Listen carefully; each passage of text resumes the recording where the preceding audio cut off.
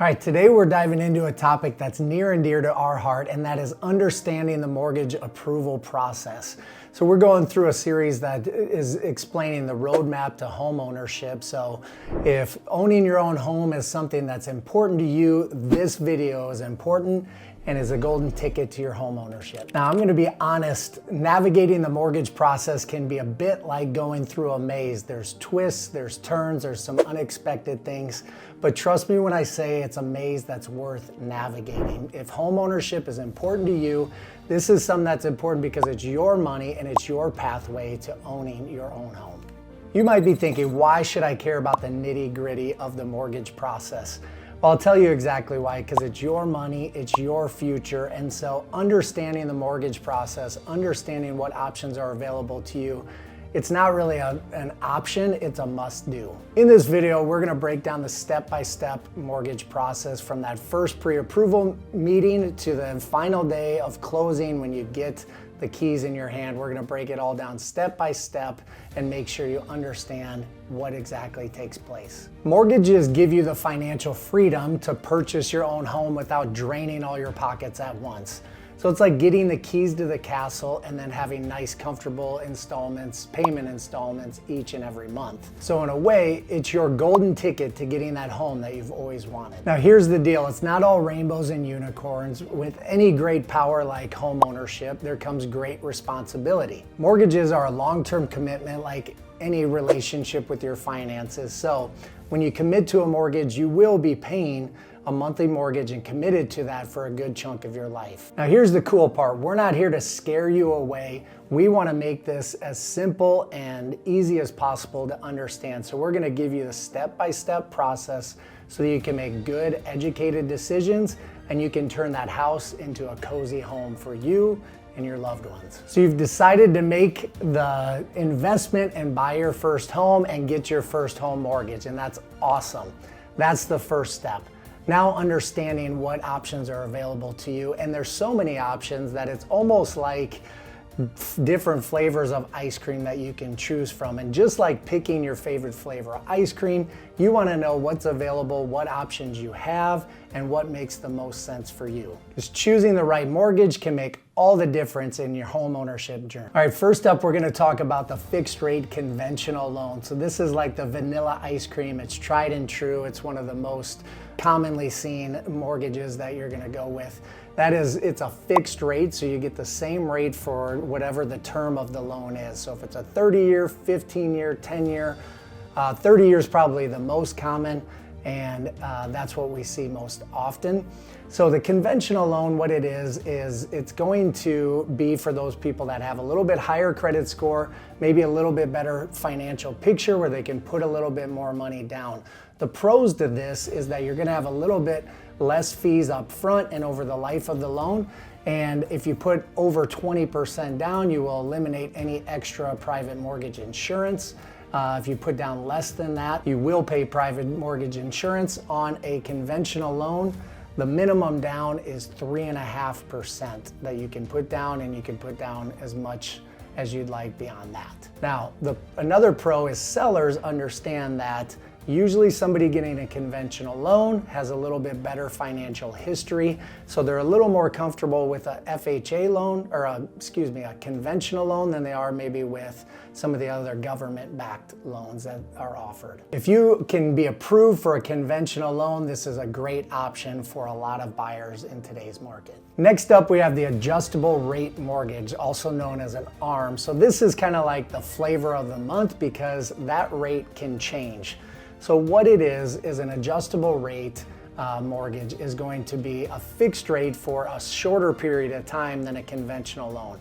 So typical ARM loan is fixed for 3, 5, or 7 years.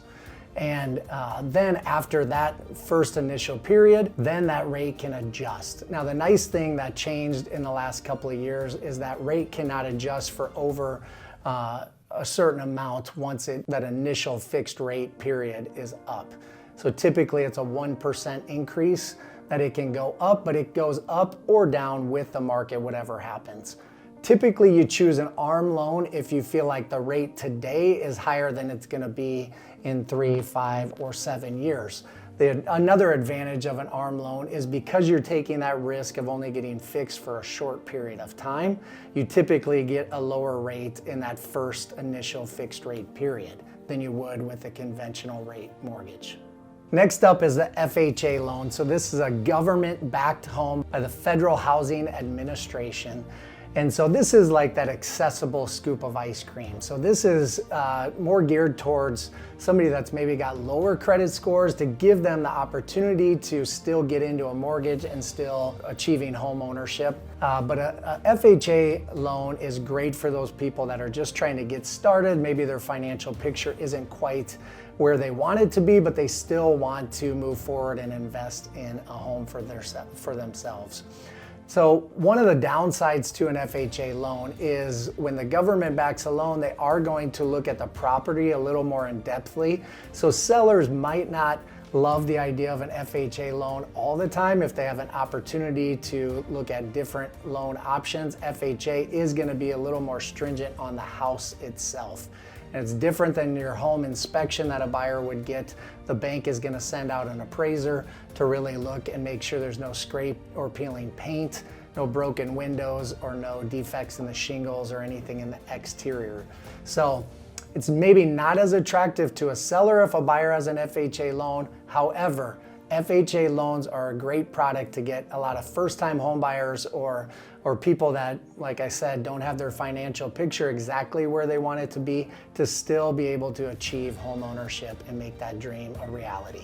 Next up, we have the VA loan. Now this is that ice cream that's only for it's like a top shelf ice cream. It's not for everybody. A VA loan is only for people that are serving our military or have served our military in the past as veterans. And so a VA loan is a special product just for those who have served our country. It's a great product. I love VA loans. If you qualify for a VA loan, it is absolutely something worth checking out. VA loans, some of the pros to that is there's little cost to them, there's little down payment required, and the rates are super competitive on that.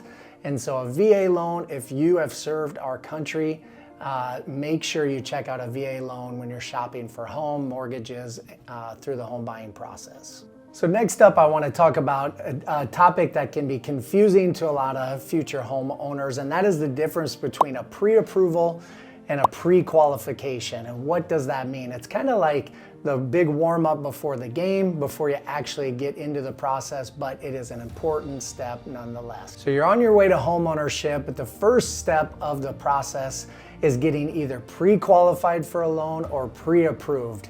And they're two different things, but what exactly is the difference? Let's break it down. Pre-qualification is like dipping your toe into the pool. It's you meet with a banker, you give them some kind of broad view, basic financial information. The banker kind of looks at some numbers and kind of casually says, okay, you're pre-qualified for roughly around this range. It kind of just gives you an idea of what you could see and what you could be approved for in a loan. It's simple, it's easy, but it is not a commitment. Now, on the other hand, pre-approval is like jumping and diving into the deep end of the pool. That means you are committed.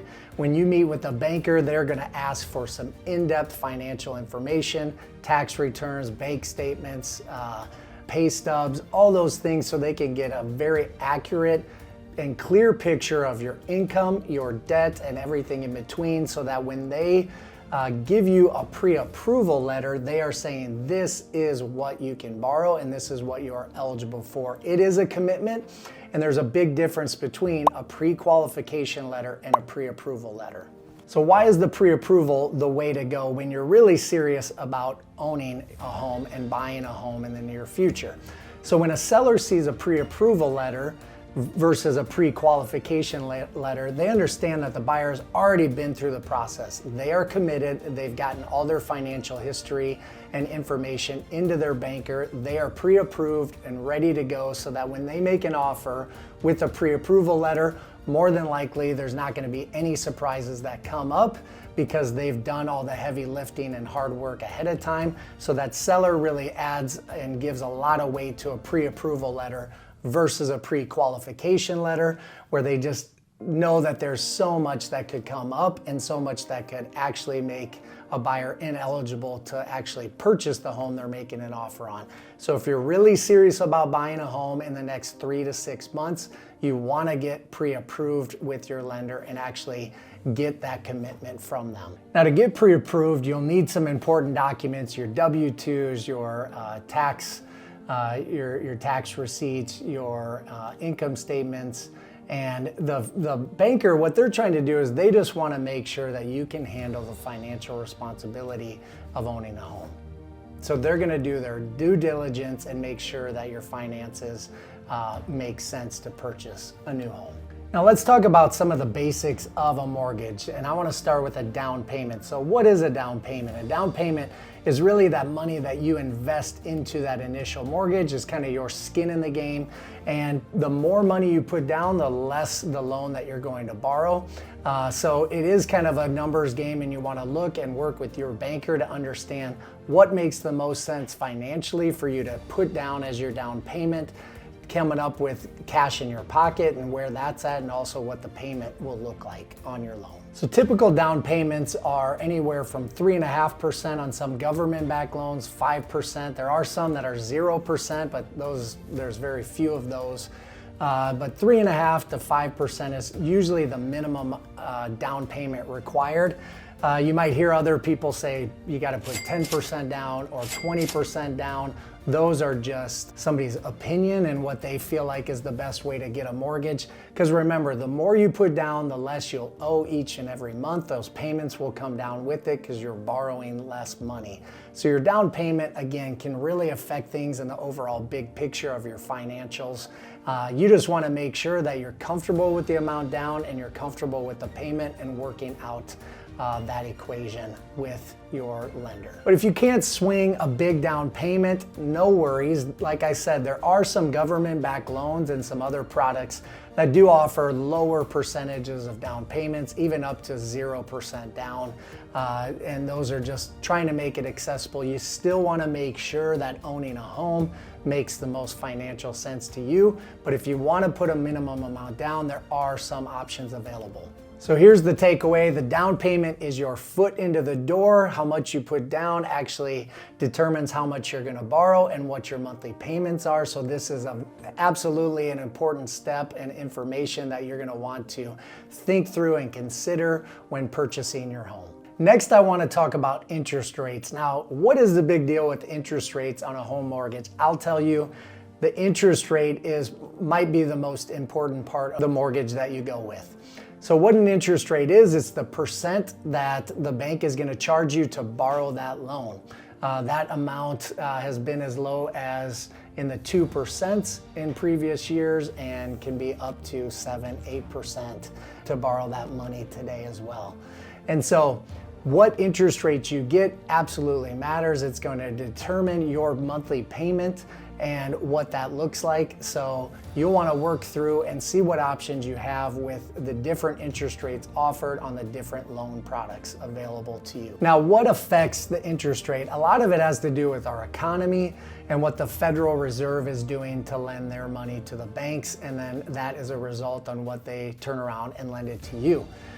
Some other factors that can control interest rate maybe is a better credit score will get you a little bit lower interest rate or more down payment. There's different products that can offer lower interest rates, but really there's a lot of it that's out of your control, but there are some things that you can do that can affect the interest rate you get, so you'll want to talk to your banker about what those are. But here's the kicker, you have the say in your interest rate too. You can shop for different rates.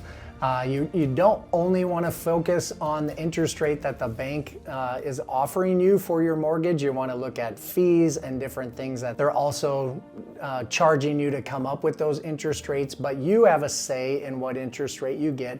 Do your due diligence, shop around, see what rates are offered, and make sure you go into with a clear picture and get the interest rate that you're most comfortable with. And here's the golden rule with interest rates. Even a little bit lower rate can make a big difference in the amount of interest you pay over the life of that loan. So don't settle for a little bit higher interest rate. If there's anything you can do to get that rate down, take advantage of that, because it is going to affect what you pay over the life of that loan and how much interest you owe to the bank. One of the process of the mortgage is your credit history check. So the bank just wants to make sure they understand what type of borrower you are and how comfortable they are lending you the money. So that credit history is going to show them what you've done in the past and paint a picture for them of what type of borrower you will be in the future. So that credit check is important, and they will want to do their due diligence there.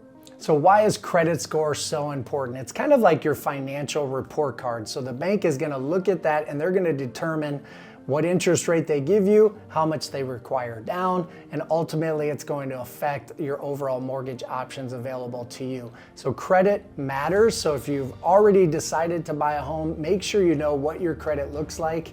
And if there's anything you can do to improve it, it will go a long ways in getting a better mortgage and a better interest rate. There's many things you can do to improve your credit report. Things like paying off smaller debts, and just different things that you can do to enhance that credit score. And so make sure you talk with your banker to understand that. Remember that investing in this credit report and getting your financial report card looking as good as it can when you're getting a home mortgage will pay off big time in the interest that you pay and the overall mortgage that you get. So this is not a step that you want to overlook or skip. So you're ready to go and want to buy that first home. So here's the step-by-step process of the mortgage approval process. Step one, connect with the local loan officer. This person's gonna, again, walk through your financial history, your financial statements, really look at your overall picture, help you understand what products are available and what maybe will be the best fit for you when buying your home, and really just get you started off ready to get the home buying process started. Step two, they're gonna gather all your financial information, and you're gonna be a big part of that. Gathering your W-2s, gathering your pay stubs, gathering your tax returns, all the financial information that they want from you. They want that clear picture, so again, you can get that pre-approval, which we've said is so important to have when buying a home. So they will help you understand exactly what they need from you, and as soon as you get them that, the sooner you are to owning your own home. Step three, once you've got all of that into them, now you're going to submit your application for approval. They are going to take all that information, take into consideration the conversations you've had with them, and then put that into their system and produce to you an actual commitment in the form of a pre-approval letter. And now you are ready to go shopping for a new home. Now, once you've found your home, they put in the final preparations for your mortgage. This is where they get all the details put into place, what mortgage product you're going with, review financial history, make sure everything is correct, make sure all the I's are dotted and T's are crossed, so that when you show up for the day of closing, there aren't any hiccups and everything goes smooth and as planned. Now, I want to explain the importance of the loan officer in this situation. Working with someone that you trust and knows has your best interest in mind is so important, because there's so many unknowns and things that you haven't gone through in this process before. So getting someone with experience that can really analyze your financial picture and understand and help you understand what are the best options and fits for you is so important. So meeting with the right lender, maybe you meet with 1, 2, or 3 lenders and really get a feel for who you want to work with and who you will work best with. Remember, this whole mortgage process seems daunting, but if you're working with the right team of professionals, they can make it smooth and easy and break it down step by step, so you know exactly what's expected of you and what next steps you have to take. And finally, that big day arrives. You are ready for the closing, and this is like the grand finale. This is when it all happens. You will know exactly what amount you owe. You'll know exactly what your payments are going to be. All that will be laid out for you. Now remember, on that day of closing, you will bring a certified check for the amount owed, and that'll be your final step in getting your mortgage secured and the keys to your new home. And just like that, you're a new homeowner.